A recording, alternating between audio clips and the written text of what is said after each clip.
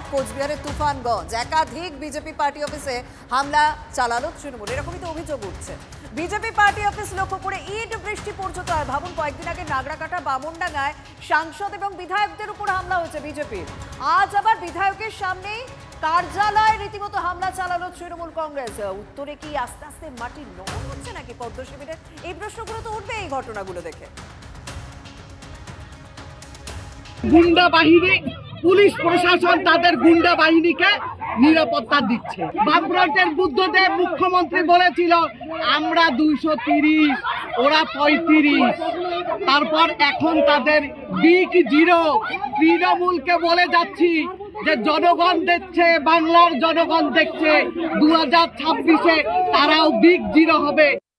ভাবছেন কি খালি গরম হাওয়াটা উত্তরেই রয়েছে, না দক্ষিণে তাকান না? মানে তুফানগঞ্জ থেকে যদি হাওড়ার দিকে নজর রাখেন, বিরোধীদের থ্রেট দিচ্ছেন ক্রীড়া প্রতিমন্ত্রী, রাজ্যের মন্ত্রী, রাজ্যের বিধায়ক মনোজ তিওয়ারি। 22 গজের লড়াইয়ে প্রতিপক্ষ বোলারদের 4-6 হাঁকিয়েছেন, চ্যালেঞ্জ ছুড়েছেন রাজনীতির 22 গজে। দিদির নির্দেশ ছিল বদল চাই, বদলা নয়। কিন্তু এই 2026-এর নির্বাচনে বিরোধী দলের নেতা হোক বা কারো দলের নেতা হোক বা আমাদের ঘরের কোনো ছেলে হোক, যারা গাদ্দার আছে, তারা যদি আমাদের দিদি আর আমাদের দলকে যদি বদনাম করে, অপমান করে, তাহলে এই মঞ্চ থেকে আমি আমাদের কর্মীদেরকে আটকাতে পারবো না।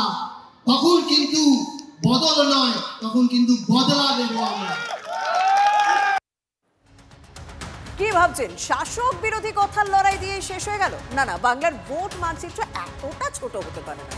দ্বিতীয় পর্বে আছে দলের মধ্যে লড়াই, আর ওই যেটাকে আমরা গোষ্ঠী কোন্দল বলি, সেটা ছাড়া বঙ্গ রাজনীতি সম্পূর্ণ হয় নাকি? ভোট মরশুম তো শুরু হয়ে গিয়েছে, তাই শুরুতেই শাসক শিবিরে আবার কাঁটায় কাঁটায় তখন মানে নিজেদের মধ্যেই লড়াই। উত্তর থেকে দক্ষিণ শাসক নেতাদের মুখে হঠাৎ করে 10%-এর কথা, ভাগাভাগির কথা। শুনুন। মাননীয় মুখ্যমন্ত্রী পায়ের ঘাম মাথায় ফেলে রাজ্যটাকে কিভাবে সাজাবে সেই চিন্তা করে, আর 2 টাকার নেতা ব্লকে বসে চিন্তা করে 10% টাকা দেবে। টাকা নিয়ে পাবে। আমার দলের মধ্যে এখন রাজধানী এসে গেছে, লুটে পুটে খাবার দল এসে গেছে, স্বৈরাচারী দল এসে গেছে। ক্ষমতা চাই, বুড়ার সম্পত্তি দিতে হবে, দিতে হবে, দিতে হবে। শুধু কলকাতা ম্যাচ ছুটে বেড়াচ্ছে, কত টাকা লাগে আমি তো আমার বুড়ার সম্পত্তি চাই। অর্থাৎ ভোট যখন সামনে আসছে তখন আত্মবিশ্লেষণ চলছে, নিজের দলে এখন নজর দেওয়া হচ্ছে কে কোথায় কি করে বেড়াচ্ছে। না হলে তো সামনে ভোটে চাপ হতে পারে। আর এখানেই শেষ নয়, আরো আছে। বাগদার বিশ্বজিৎ দাস আবার নেমে পড়েছেন ঘর শত্রু খুঁজতে, মানে ওই বিভীষণ খুঁজতে।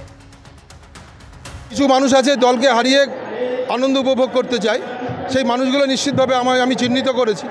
আমি তাদের বার্তাটা আজকে বিজয় সম্মেলন থেকে দিয়ে দিলাম যে আগামী দিন হয় দল করলে দলের সঙ্গে মূল স্রোতে থেকে করতে হবে, নচেত অন্য দল করুন, আপত্তি নেই কিছু। মুর্শিদাবাদের অপূর্ব সরকারও ওরফে ডেভিড, সেও কিন্তু চড়া সুরে হুঁশিয়ারি দিচ্ছেন, তবে বিরোধীদের নয়, নিজের দলকে। নির্বাচিত প্রতিনিধি তাদেরকে বলবো মানুষের কাজ করুন।